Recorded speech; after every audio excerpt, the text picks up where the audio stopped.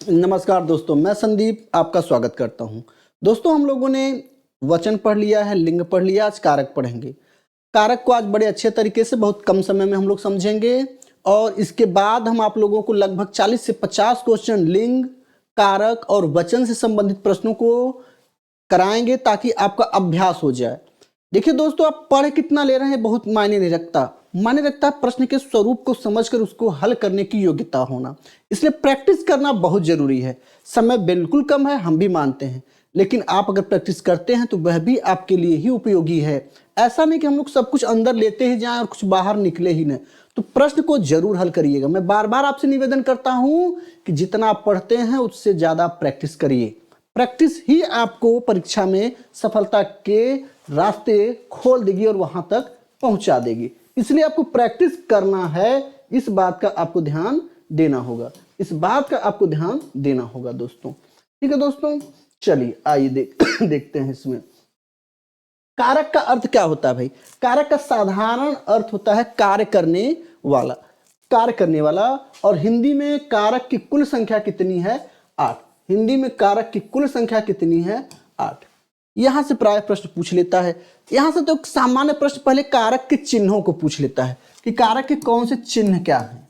जैसे कर्ता ने कर्म को करण से, है ना, चिन्ह पूछ लेता है। इसी चिन्ह को क्या बोलते हैं? परसर्ग भी बोलते हैं, या इसी को क्या बोलते हैं? विभक्ति चिन्ह बोलते हैं। विभक्ति चिन्ह बोलते हैं, विभक्ति चिन्ह बोलते हैं। ध्यान दीजिएगा, विभक्ति चिन्ह बोलते हैं। तो ये आपके चिन्ह हैं। तो आइए पहला कारक आज हम लोग देखेंगे, कर्ता कारक। कर्ता कारक में क्या है? लक्षण क्या है कर्ता कारक का? कि जो काम करे, कहने का मतलब जो व्यक्ति काम करता है वही कर्ता होता है। ठीक। परसर्ग क्या है? इसका चिन्ह क्या है? तो चिन्ह है ने। चिन्ह क्या है? ने। ठीक। उदाहरण क्या है? प्रेम शंकर ने पुस्तक पढ़ी, ने आ गया, पुस्तक पढ़ी। प्रेम शंकर ने पुस्तक पढ़ी। सचिन क्रिकेट खेल रहा है, सचिन क्रिकेट खेल रहा है। ध्यान दीजिएगा। अब आप कहेंगे कि यहां तो ने आया, इसमें ने तो कहीं आया ही नहीं। तो मैंने इसीलिए नोट में यहां लिखवा दिया है कि विभक्ति चिन्ह का प्रयोग यानी ने का प्रयोग केवल और केवल भूतकाल में होता है दोस्तों। केवल और केवल भूतकाल में होता है।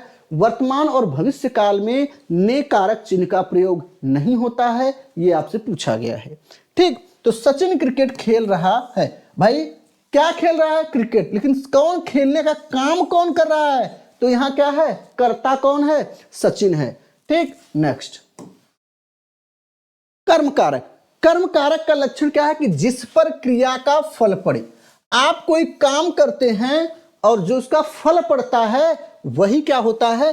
कर्म कारक। इसका चिन्ह क्या है? को। सॉरी, चिन्ह क्या है? को। लेकिन कभी कभी इसमें एक प्रश्न पूछ देता है, के तरफ, के ओर, के दोनों तरफ, के तीनों तरफ, है ना। तो यहां भी आपका क्या होगा? कर्म कारक होगा दोस्तों। उदाहरण देख लीजिए इसका कि राम ने रावण को मारा। राम ने रावण को मारा। अब आप क्या करिएगा? अब इसको कैसे, यहां देख लीजिए, किसे मारा भैया? ध्यान रखिएगा, किसे मारा। इसमें आप क्रिया देखिएगा। क्रिया क्या है? मारना। क्रिया क्या है दोस्तों? मारना। किसे मारा? रावण को मारा। रावण को मारा। अब जो शब्द होगा, जो यहां आपको शब्द होगा, संज्ञा होगा, उसके बाद जो विभक्ति लगेगी को, तो रावण यहां कौन सा कारक हो गया? तो रावण यहां कर्म कारक है। आपसे सीधे पूछ लेगा कि रावण कौन सा कारक है, तो रावण यहां कर्म कारक है। ध्यान दीजिएगा। ठीक। लेकिन आप कहेंगे ने भी तो आया है। ने बिल्कुल आया है, लेकिन हमने क्या कहा? क्रिया में किसे लगाकर देख लीजिए, उत्तर जहां बल पड़ेगा वही उत्तर सही होगा। ठीक। लेकिन ने क्या अगर पूछ दे तो राम में क्या हो जाएगा? राम में, तो राम क्या हो जाएगा? यहां कर्ता। लेकिन पूरा वाक्य क्या है? आपका कर्म है। राम ने रावण को मारा। बल किस पर पड़ा? फल किस पर पड़ा? राम ने किसको मार गिराया? रावण को मार गिराया। राम ने किसको मार गिराया? राम ने किसको मारा? रावण को मारा। ठीक है। लड़का पत्थर फेंकता है। अब यहां भी आपका चिन्ह नहीं है। लड़का पत्थर फेंकता है, क्या फेंकता है? क्या फेंकता है भाई? क्या फेंकता है? तो फेंकता क्या है? तो आया आपका उत्तर क्या? पत्थर, न कि लड़का आया, इसलिए क्या है पत्थर यहां क्या है आपका कर्म कारक। आपको एक लाइन दे देगा उदाहरण, लड़का पत्थर फेंकता है, इनमें से कर्म कारक कौन है? ए लड़का, बी पत्थर, सी फेंकना। तो कर्म कारक किसमें है? पत्थर में है। किसको फेंका? क्या फेंका? किसको फेंका? पत्थर को फेंका। क्या फेंका? पत्थर फेंका। तो ध्यान रखिएगा पत्थर में यहां कर्म होगा। राजा ने ब्राह्मण को बुलाया, किसको बुलाया? ब्राह्मण को बुलाया। तो यहां ब्राह्मण में कर्म है, ब्राह्मण में क्या है? कर्म है। मेरे स्कूल के दोनों तरफ तालाब है। ध्यान दीजिए के और के तरफ जिसमें लग जाएगा वह भी कारक क्या होगा आपका? क्या होगा कारक? कर्म कारक होगा दोस्तों, कर्म कारक होगा। करण कारक, करण कारक का लक्षण क्या है कि जिस साधन के द्वारा काम हो, जिस साधन के द्वारा हम काम करते हैं वही करण है। चिन्ह क्या है? से और के द्वारा। चिन्ह क्या है? से और द्वारा। दोस्तों ध्यान रखिएगा से का प्रयोग निर्जीव वस्तुओं के लिए होता है, से का प्रयोग निर्जीव के लिए, और द्वारा का प्रयोग किसके लिए होता है? सजीव के लिए होता है। ये मैं बार बार आपको बताता हूं क्योंकि यहां पे आप बार बार गलती करते हैं। ठीक, प्रिंस ने लाठी से कुत्ते को मारा। अब ध्यान दीजिएगा यहां ने भी आ गया, को भी आ गया, से भी आ गया, लेकिन साधन खोजना है दोस्तों। साधन क्या है? प्रिंस ने लाठी से कुत्ते को मारा। किस साधन से मारा? भाई मारा, किसे मारा? कुत्ते को मारा। अगर आपको यहां कुत्ता पूछ देगा तो कुत्ता कर्म, प्रिंस पूछ देगा कर्ता, लेकिन अगर लाठी पूछ देगा क्या है तो करण, और अगर पूरा वाक्य पूछ दे तब तो करण होगा सीधे सीधे। चूंकि आपका इसमें साधन का प्रयोग किया गया है इसलिए करण उसने पूछा है, न कि कर्म और न कि हो। तो लाठी यहां क्या है? साधन। लाठी क्या है? साधन, और यहां से भी आया है। ठीक, राजीव रेल से दिल्ली पहुंचा, तो राजीव किससे दिल्ली पहुंचा है? रेल से। तो रेल इसमें क्या हो गया आपका? करण कारक, और रेल आपका क्या है? साधन। हम नाक से सांस लेते हैं, सांस लेने का साधन इसमें क्या है दोस्तों? नाक। हम नाक से सांस लेते हैं, इसमें नाक क्या है आपका दोस्तों? साधन है। ठीक, के साथ के बिना विवस्था और विकलांगता के समय भी क्या होता है? करण कारक होता है। जैसे मैं मोहन के साथ गया, पूछ देगा मैं मोहन के साथ गया, तो मोहन के साथ जब आप जाएंगे तो भी आपका क्या होगा? करण। अगला संप्रदान, इंपॉर्टेंट है, बहुत बार यहां से प्रश्न पूछे जाते हैं। संप्रदान, संप्रदान का लक्षण क्या है दोस्तों? जिसके लिए कर्ता काम करे, जिसके लिए कर्ता काम करता है, यानी आप जो काम दूसरों के लिए करते हैं वो होगा। दूसरा देने का भाव यहां आएगा। आप कोई सामान किसी के लिए लाते हैं या देते हैं, दोनों चीज ध्यान गया, लाना भी और देना भी, दोनों आपको ध्यान देना होगा। ठीक, और इसका चिन्ह क्या है? के लिए और को। रुचि पसंद और ईर्ष्या में भी आप अगर किसी को रुचि पसंद ईर्ष्या करते हैं, है ना, तो भी आपका संप्रदान होगा। ये बहुत कम पूछे जाते हैं, सबसे ज्यादा के लिए या को से पूछ लेंगे। जैसे राम सीता के लिए फल लाया, किसके लिए फल लाया भाई? सीता के लिए। आसान है। सुरेश ने गरीब को कंबल दिया।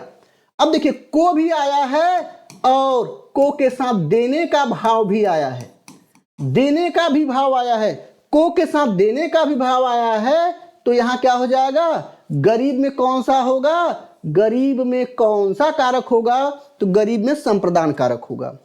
ठीक, ईश्वर ने सुनने को 2 कान दिए हैं। बहुत बेहतर, बहुत अच्छा। ईश्वर ने सुनने को 2 कान दिए हैं। को ईश्वर ने किसको कान दिए हैं? किस लिए कान दिए हैं? सुनने के लिए, सुनने के लिए, सुनने के लिए कान दिया है दोस्तों, इसलिए सुनने में आपका क्या हो जाएगा? संप्रदान कारक। नेक्स्ट, अपादान। अपादान का क्या लक्षण है? जिससे कोई वस्तु अलग हो, जिससे कोई वस्तु अलग हो, जहां अलगाव का बोध हो, वहां क्या हो जाएगा आपका? अपादान कारक। चिन्ह क्या है? से है और अलग होने का भी भाव हो, से के साथ अलगाव का भी भाव हो, वहां पे क्या होगा? वहां पे आपका दोस्तों क्या होगा? अपादान। भय, घृणा, लज्जा, तुलना, आरंभ और नकारात्मक यानी मत, निषेध, निषेध में, निषेध के रूप में भी इसका प्रयोग होता है।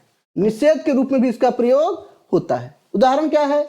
बालिका छत से गिर पड़ी से हुआ और छत से गिर पड़ी छत से अलग हो गई तो कौन सा कारक हो गया? अपादान।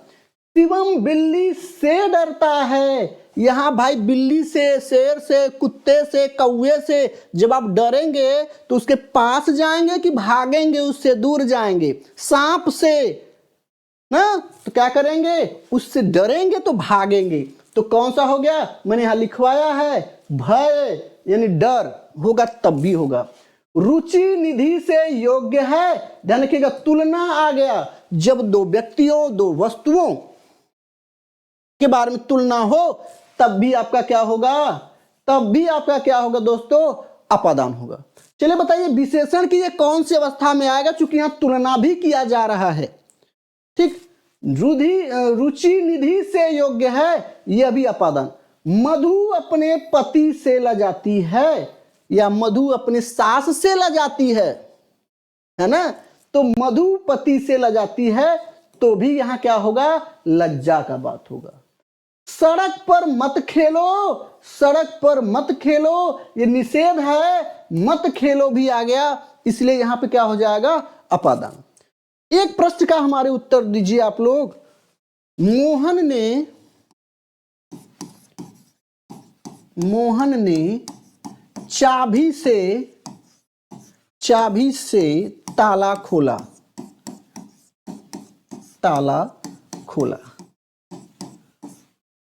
चलिए बताइए कौन सा कारक इसमें होगा? मोहन ने चाबी से ताला खोला में कौन सा कारक होगा दोस्तों? आप लोग कमेंट करके हमें बताइए कि कौन सा कारक इसमें होगा। जल्दी कमेंट करिए और बताइए। नेक्स्ट है संबंध।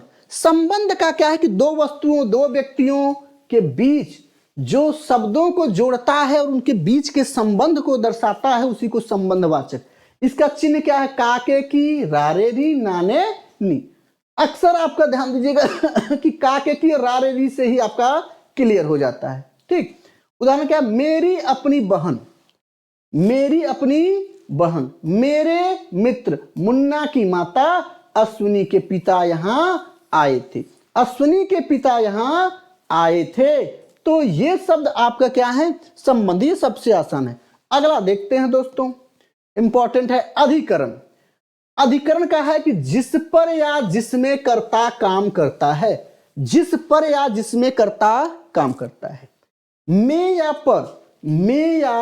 पर आपसे पूछ दिए। राधिका घर में है। एक प्रश्न पूछा था, राधिका, एक मिनट, राधिका घर पर है, घर पर है। अब ध्यान दीजिएगा, पूछा इस वाक्य में किस प्रकार की अशुद्धि है? किस प्रकार की अशुद्धि है? ध्यान दीजिएगा, बताइए भाई किस प्रकार की अशुद्धि है? यानी कि राधिका घर में होगा, न कि पर होगा। दोस्तों न कि पर होगा। होता क्या जब हम लोग कोई फोन करता है, कहाँ हो भाई? भाई मैं घर पर हूं, आ जाओ। अरे घर पे नहीं हूं, घर में हूं। हाँ छत पे आप होते तो ये बात सही होती कि जूही छत पर है, जूही छत पर है, लेकिन आप तो घर में हैं। ठीक ना? झूठ बोलने में हानि है। ठीक, मोहन अपने पिता पर गया है, न कि पिता में गया है। मोहन अपने पिता पर गया है। तो में और पर का जो होता है, ये काफी अच्छा प्रश्न यहां से बनता है दोस्तों, अच्छा प्रश्न बनता है। संबोधन सबसे आसान है, जिससे किसी व्यक्ति को बुलाया जाए। यानी कि जहां आश्चर्य, दुख,